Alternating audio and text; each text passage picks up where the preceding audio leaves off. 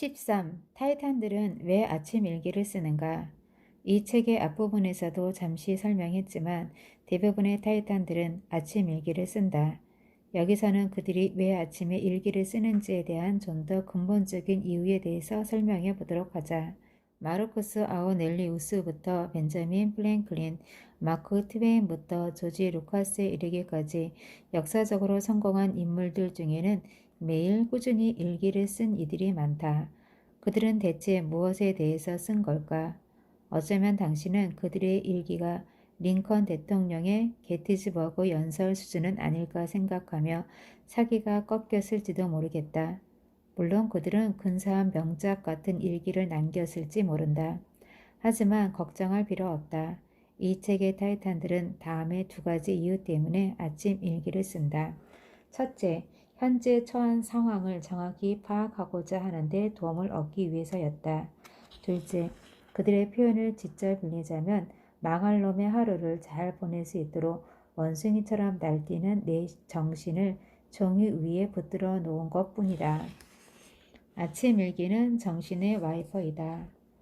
영웅이란 모름지기 어떤 일에도 흔들리지 않으면서 매일 아침 위풍당당한 권법을 날려 불안을 이겨내는 절대적인 존재라고 상상하기 쉽다. 하지만 당신이 잡지 표지에서 만나는 인물들의 대부분은 아침에 이불을 박차고 일어나기 어려워하는 사람들임을 잊지 말라.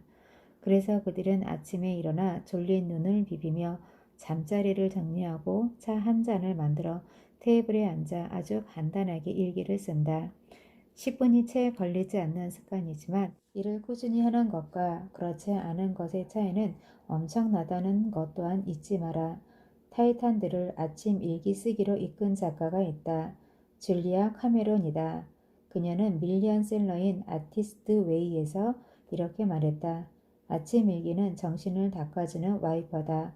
혼란한 생각들, 가로 열고, 모호한 걱정, 초조한 집착 등, 가로 닫고를 일기에 적어 놓기만 해도 좀 더 맑은 눈으로 하루를 맞이할 수 있다. 아침 일기 쓰기는 줄리아를 알코올 중독과 우울증 환자에서 인력 세계적인 작가로 변신시켰다. 그녀의 말처럼 아침 일기는 정신의 와이퍼다.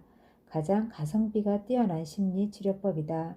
타이탄들은 생산성을 높이기 위해 일기를 쓰지 않는다. 좋은 아이디어를 찾거나 나중에 출판할 수 있는 메모를 저장하기 위한 것도 아니다. 일기의 모든 페이지는 다른 누구도 아닌 오직 나만을 위한 것이다. 글을 잘 쓰는지의 여부는 아침 일기 작성에 아무런 기준도 되지 못한다. 나만 알아보면 충분하다. 나아가 그 누구도 당신이 쓴 글을 읽지 않는다고 하더라도 글을 쓰는 행동 자체에는 엄청난 장점이 존재한다. 결과보다 과정이 중요한 몇 가지 행동이 있는데 그 대표적인 것이 곧 글쓰기다. 공격적으로 살아야 한다. 1972년 뮌헨 올림픽에서 상대에게 단 한 점도 내주지 않는 완벽한 무실점 경기로 레슬링에서 금메달을 따낸 전설적인 코치 댄 게이블은 이렇게 말했다. 큰 성공을 거두려면 계속해서 공격적으로 나서야 한다. 인생에서 필요한 건 관리가 아니라 정복이다. 자신의 혼란스러운 생각들을 차분히 내려놓는 아침 일기는 지금 당신의 삶에 필요한 한 걸음을 제공한다. 지금 당신이 갖고 있는 것들과의 타협이 아니라 그것들을 넘어서는 극복을 제시한다. 적당한 수준의 성공으로 생긴 족쇄를 푸는데 탁월한 효과를 발휘한다. 아침 일기의 작성은 당신의 문제들을 말끔하게 해결해 주지 못할 수도 있다. 다만 두개골 안에서 이리저리 튀어다니는 총알처럼 하루 종일 머릿속을 산란하게 만들 수도 있는 문제들을 밖으로 꺼내 바라볼 수 있게 해줄 수는 있다. 이것만으로도 당신은 놀라운 경험을 하게 될 것이다. 몇 줄 쓰지 않아도 충분하다. 매일 아침 5분 동안 종이 위에 욕을 쓰거나 불평을 늘여놓아도 좋다. 미친 소리처럼 들릴지 모르지만 이 작은 습관 하나만으로도 당신의 삶은 나와 타이탄들이 그랬던 것처럼 분명히 바뀐다. 14. 탁월한 문제 해결가들의 습관. 리드 호프만은 마이크로소프트에 260억 달러에 팔아치운 3억 명 이상의 사용자를 보유하고 있는 링크드인의 공동 설립자 겸 회장이다. 그 전에는 이베이가 15억 달러에 사들인 페이팔의 부사장으로 일했다. 그 전에는 옥스퍼드 대학교를 마셜 장학생으로 다니면서 철학 석사 학위를 받았다. 문제 해결의 능력을 키우는 법. 리드는 매트 블렌웨그와 더불어 내가 만나본 이들 가운데 가장 침착한 사람으로 손꼽힌다. 그는 페이팔에서 일할 때 당시 그 회사의 CEO였던 피터 틸에게 최고의 소방관이란 별명을 얻기도 했다. 어떤 문제가 발생했을 때 그것을 해결할 수 있는 가장 유능하고 현명한 사람이라는 뜻에서였다. 리드는 문제를 해결하는 능력을 키우는 방법에 대해 다음 두 가지를 제시한다.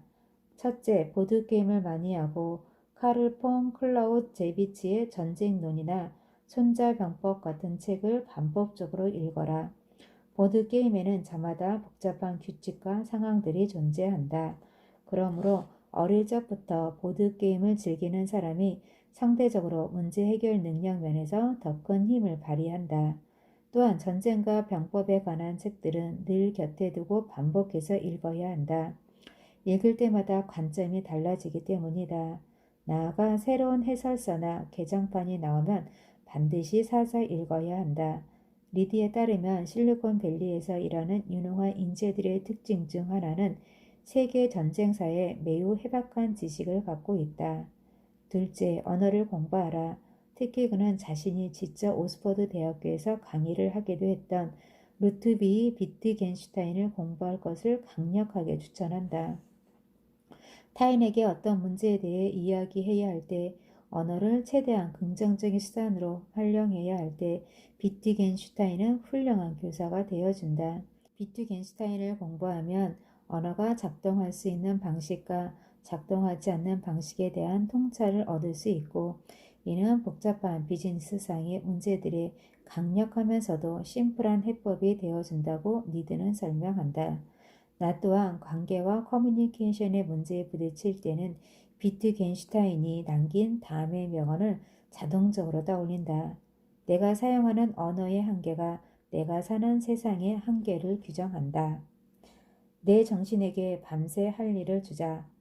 리드는 날마다 자기 정신이 밤사이에 공들여 해결해 주기를 원하는 문제들을 노트에 적는다. 그는 그 이유에 대해 이렇게 말했다. 나는 우리가 떠올리는 생각의 대부분은 당연히 잠재의식이 만들어낸 결과물이라고 생각한다. 따라서 우리가 수면을 취하며 긴장을 풀고 원기를 회복하는 동안 다양한 해결책이 잠재의식을 통해 떠오를 수도 있을지 모른다. 그걸 이용하자는 것이다. 온갖 고민과 복잡한 생각을 끌어안고 잠자리에 들라는 의무가 아니다. 오히려 그 반대다.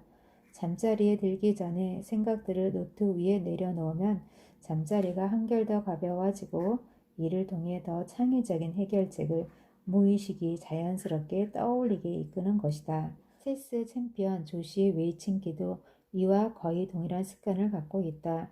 다만 그는 생각할 거리를 정하는 시간을 잠자리에 들기 전이 아니라 저녁 식사를 한 직후에 갖는다. 이들 사이에 큰 차이는 없다. 각각의 라이프 스타일에 따른 차이일 뿐이다. 조시와 리드는 아침에 일어날 때의 모습도 비슷하다. 두 사람은 약 60분 동안 어젯밤에 정리했던 생각할 거리들을 다시 떠올린다. 가로 열고 리드는 어젯밤 기록한 노트를 다시 들여다본다. 가로 닫고 하루 중 가장 정신이 맑고 신선한 시간에 문제들을 다시 생각하면 무의식과 잠재의식이 밤새 떠올린 독창적인 해결책들을 선물로 받게 된다. 앞에서 우리가 살펴본 타이탄들의 아침 일기 작성에 관한 글들과 저녁 시간을 활용하는 조시와 리디의 습관을 함께 생각해 보도록 하라. 약간씩 미묘하게 다른 듯해도 결국 타이탄들의 습관과 목표는 본질적으로 같다. 가장 독창적이고 창의적인 생각을 가장 독창적이고 창의적인 시간에 떠올리는 것이다. 나는 리드와 조시의 설명을 들은 뒤 대폭적으로 공감하면서 내 아침 일기장 상단에 다음과 같은 토머스 에디슨의 명언을 적어 놓았다. 자기 전에 꼭 생각할 거리를 정해두고 자라.